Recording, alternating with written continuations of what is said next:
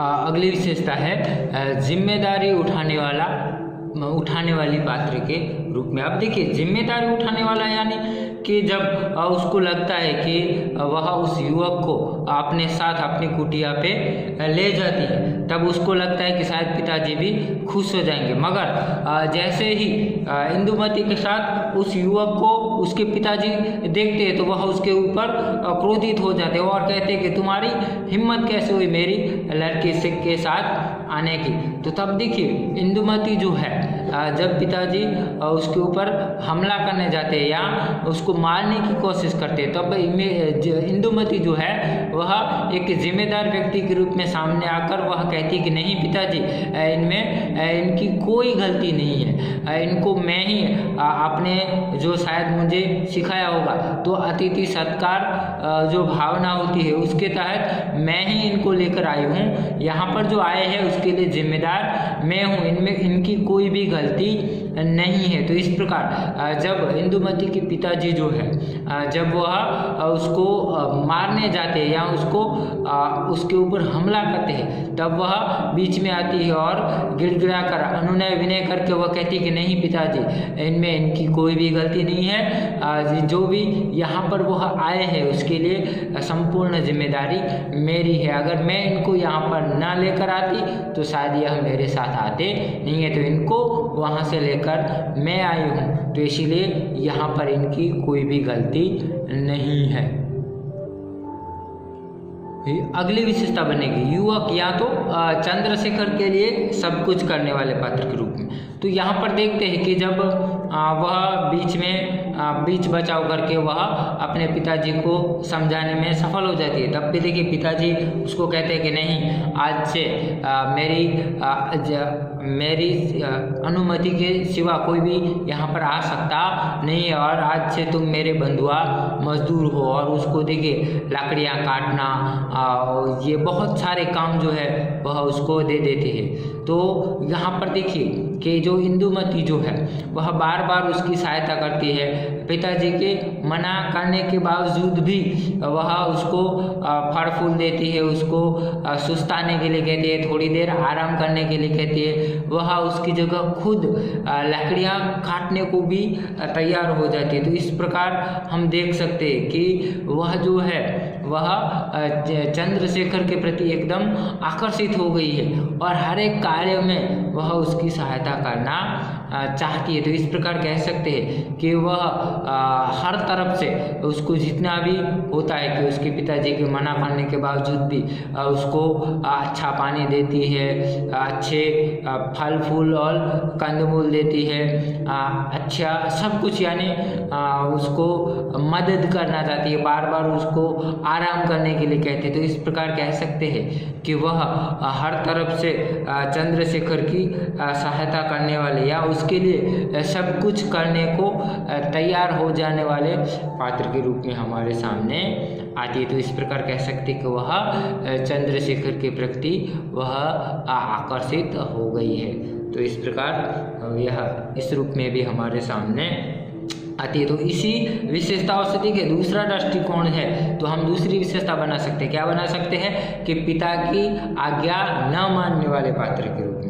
अब देखिए यह कैसे कह सकते हैं कि जब से वह 4 साल से बड़ी हुई तब तक उसने अपने पिताजी की हर एक जो आज्ञा है उसको उसने पूरा किया है। मगर जैसे ही यह युवक जो है वह चंद्रशेखर जो है जैसे ही जंगल में आता है, उन दोनों की मुलाकात होती है, वह उसको अपनी कुटिया पर लेके आती है, तो उसके बाद उसके पिताजी उसके ऊपर क्रोधित हो जाते हैं, उसको जो भी आदेश देते हैं वह सारे के सारे आदेश वह टालती हुई, उनको भले ही कुछ कहती न हो मगर उनका कोई भी आदेश यहाँ पर वह मानती हुई नज़र नहीं आती है। तो इस प्रकार कह सकते हैं कि पिताजी का आदेश न मानने वाला। अभी तक वह अच्छी बेटी थी मगर जैसे ही चंद्रशेखर से उसकी मुलाकात होती है वह पिताजी की कोई भी आज्ञा मानने के लिए तैयार नहीं है। मना करने के बावजूद भी वह उससे बातचीत बातचीत करती है, उसको अच्छा खाना खिलाती है, अच्छा पानी देती है। पिताजी ने कहा था कि इसको सड़ा गला खाना देना, उसको गंदला पानी देना, उसकी जगह वह सब कुछ उल्टा करती है। और यह सारी प्रतिक्रिया देखकर उसके पिताजी को भी आश्चर्य होता है, मगर फिर भी हम देखते हैं कि यहाँ पर जो है, जो पिताजी की जो आज्ञा है वह न मानने वाले पात्र के रूप में हमारे सामने आती है। तो इस प्रकार कह सकते हैं कि वह पिताजी की आज्ञा न मानने वाले पात्र के रूप में हमारे सामने आती है। उसके बाद देखिए अगली विशेषता बनेगी चंद्रशेखर से प्रेम करने वाले या युवक को चाहने वाले पात्र के रूप में। तो हम देखते हैं कि वो जितना भी घटनाक्रम है, जब उसने पहली बार उसको मूर्छित हालत में देखा, आतिथ्य सत्कार के लिए एक अनजान व्यक्ति को वह अपने घर में ले आती है, जब उसके पिताजी उसके ऊपर हमला करते हैं, उसको मारने का प्रयत्न करते हैं, तो वह उसको बचाती है। जो उसको पिताजी उसको आदेश देते हैं, जो सारे उसको उससे कार्य करवाना चाहते हैं, तो उन सारे कार्यों में वह उसकी सहायता करती है, उसको आराम करने के लिए कहते हैं। पिताजी के मना करने के बावजूद भी वह उससे बातचीत करती है।